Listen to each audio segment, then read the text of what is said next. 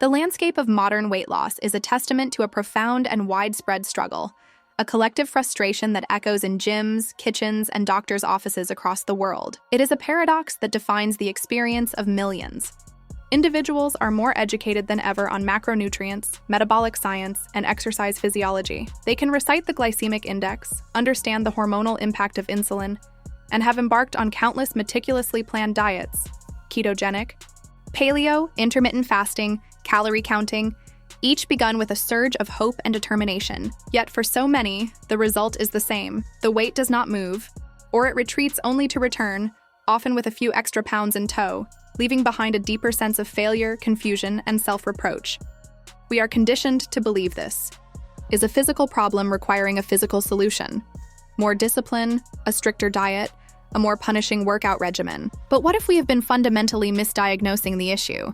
What if the true, stubborn root of this struggle exists not in the body's cells, but in the mind's deepest recesses? The pioneering work of Carl Gustav Jung, one of the most profound thinkers in psychology, offers a radical and transformative perspective. The psyche and the body are not separate entities.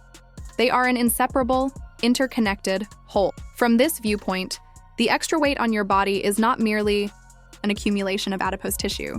It is a living symbol, a complex message from the unconscious, a physical signal of a psychological reality that has not yet been faced or integrated into conscious life. This is the part that the diet industry, with its simplistic calories in, calories out model, consistently fails to acknowledge. Weight struggles are rarely just physical. They are emotional, psychological, and archetypal. They are rooted in primal fears, childhood wounds, cultural conditioning, and hidden stories you may not even know you are carrying, stories written not by you, but for you, by forces deep within your unconscious mind. If you have found yourself trapped in the exhausting cycle of dieting, losing, regaining, and feeling frustrated, it is crucial to understand that this may not be a failure of your character, but a complex communication from your soul. The body is not betraying you. It is protecting you. To finally release the weight in a way that feels aligned and permanent, we must learn to speak its language. We must uncover the 5 Jungian reasons why your body might be holding on, and how to address the root cause, not just the symptom. Number 1, the fear of being seen, the armor of invisibility. One of the most powerful and overlooked psychological dynamics at play is that, for many, the unconscious mind is not afraid of failing to lose weight. It is terrified of succeeding. Because what happens when the weight finally, permanently comes? Suddenly, you become visible. You occupy space in a new way. People notice you. Their gaze lingers. Strangers might feel entitled to comment on your appearance. Friends and family may treat you differently, with a mix of admiration, envy, or even resentment. You may attract a level of attention, compliments, romantic desire, or professional opportunity that you have never had to navigate before. For a psyche that has been formed in an environment where standing out was dangerous, where it meant being judged, mocked, shamed, or even harmed, this prospect of visibility is not exciting. It is terrifying. Exposure feels like vulnerability. If you learned early on that safety was found in blending in being quiet and small, then your unconscious psyche will perform its primary duty, to protect you. It will actively resist the change that consciousness desires. As Jung said, the psyche has a tendency to resist change, and the stronger the unconscious is, the more power it has to resist. This resistance manifests physically. The extra weight becomes an invisible shield, a layer of soft armor against the perceived threats of the. It keeps intimacy at a safe distance. It provides a perfect logical reason to hide from life's opportunities and challenges. Think of the common refrains. I'll start dating once I lose weight. Or, I'll apply for that promotion when I feel better about how I look. This is the protective cycle in action. Staying at the current body size indefinitely postpones the moment of Therefore, the critical work here is not to devise a new meal plan, but to engage in deep interest. The question to ask is not how do I lose weight, but why am I afraid of being seen? What past experience taught me that visibility is dangerous? When this question is faced with courage and compassion, perhaps through therapy, journaling, or mindful exploration, the unconscious begins to feel heard. It learns that the conscious adult self is now capable of handling attention and setting boundaries. The body, no longer needing its protective shield, can often begin to let go of the weight naturally because the existential threat has been Number 2. The mother archetype.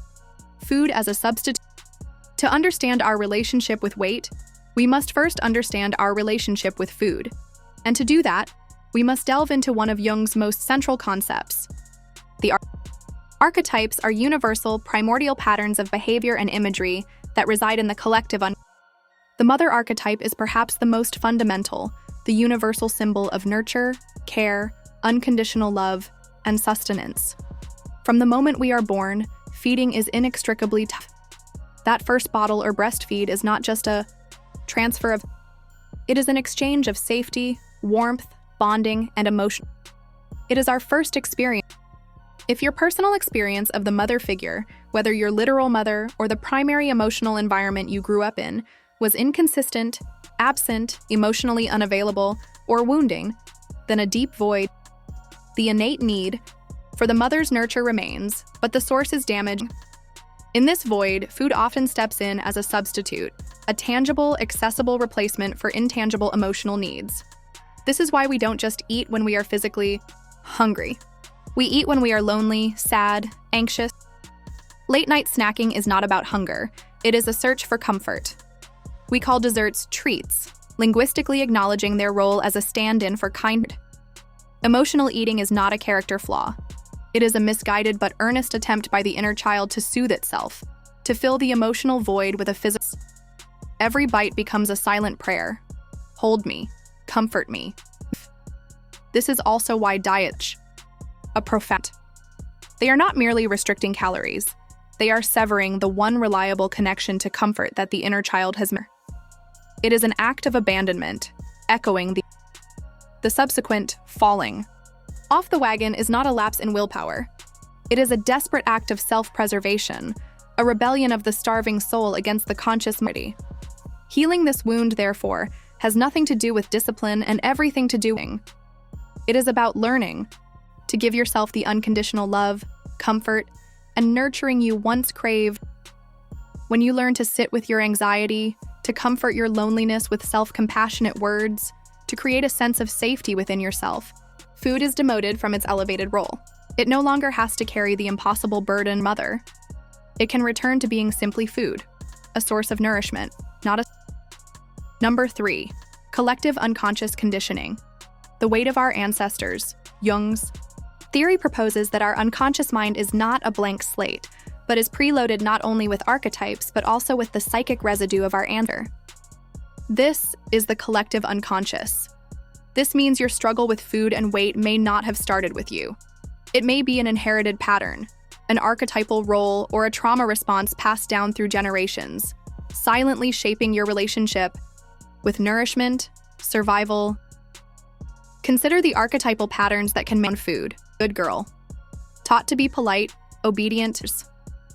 For her, overeating might become a secret, rebellious act of claiming power and autonomy in a world that demands she stay controlled. Martyr. Always giving, always putting. For this archetype, self-care feels indulgent. Food becomes the one permissible space where their own needs are finally met, often in private, leading to This pattern is carried in the bodies of those whose ancestors lived through famine, war, or great deprivation.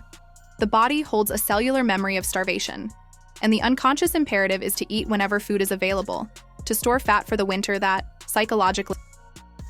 For this person, leaving food on a plate or skipping a meal can trigger a deep, irrational anxiety that feels almost sinful. These cultural and ancestral imprints are powerful undercurrents that can dictate your behaviors without your conscious knowledge. You may not just be overeating. You may be echoing the hunger of a grandparent who survived a famine. You may not just be denying yourself. You may be acting out a generational pattern of martyrdom and self-sacrifice. Recognizing these patterns is not an exercise in blaming your ancestors. It is an act of liberation. By bringing these forces into the light of consciousness, you can see them clearly and say, "This pattern is not mine. This fear is not my present reality. This ends with me." You can consciously choose a new relationship with food, one based on your present needs, not your past inheritance. Number 4.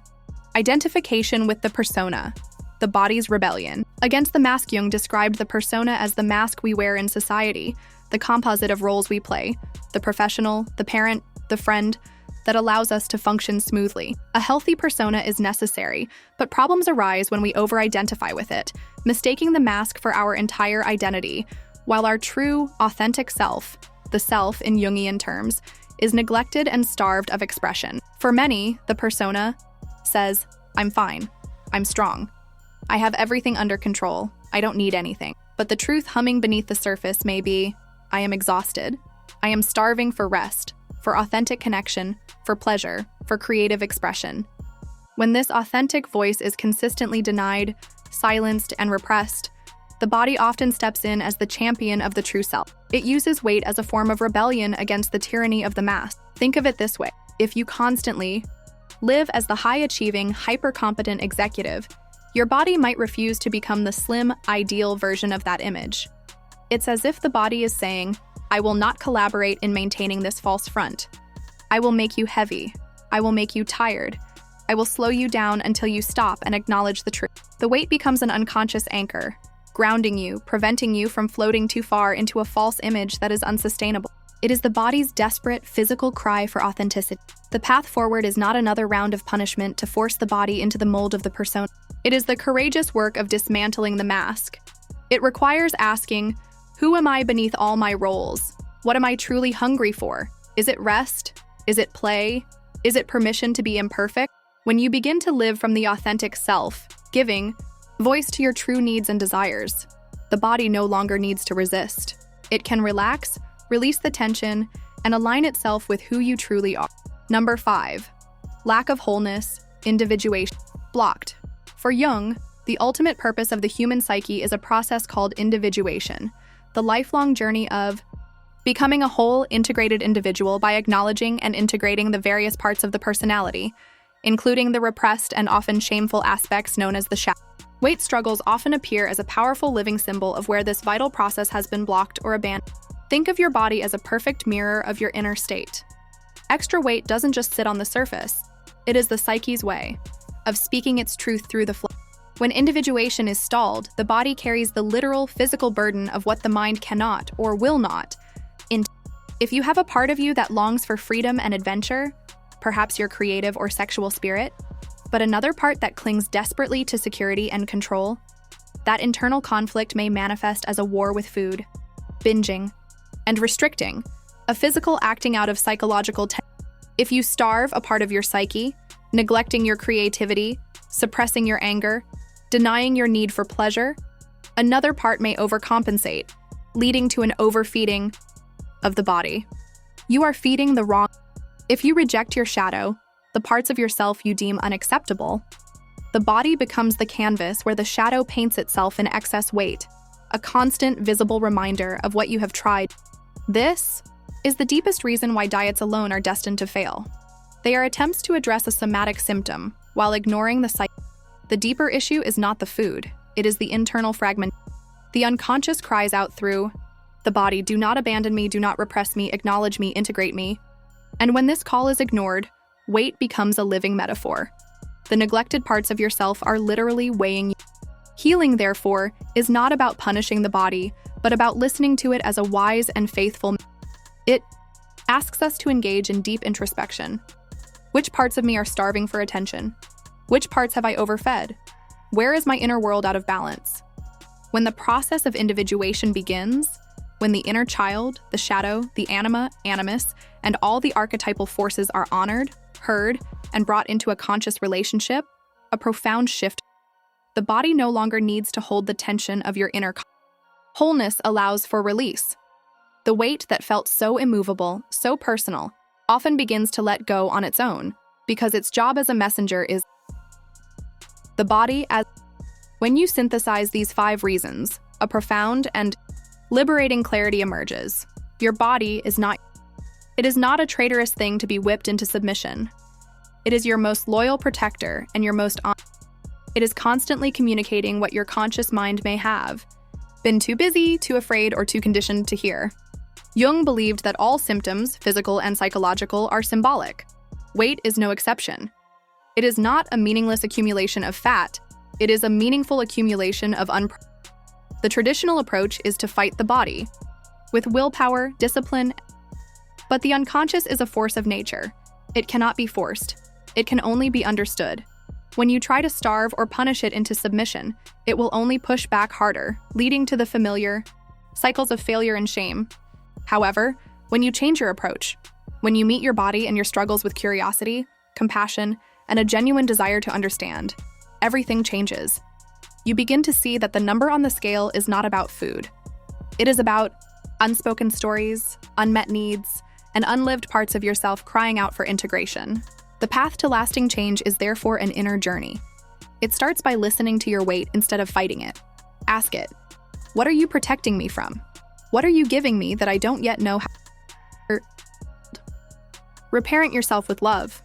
Meet your shadow without judgment. Question the archetypal role.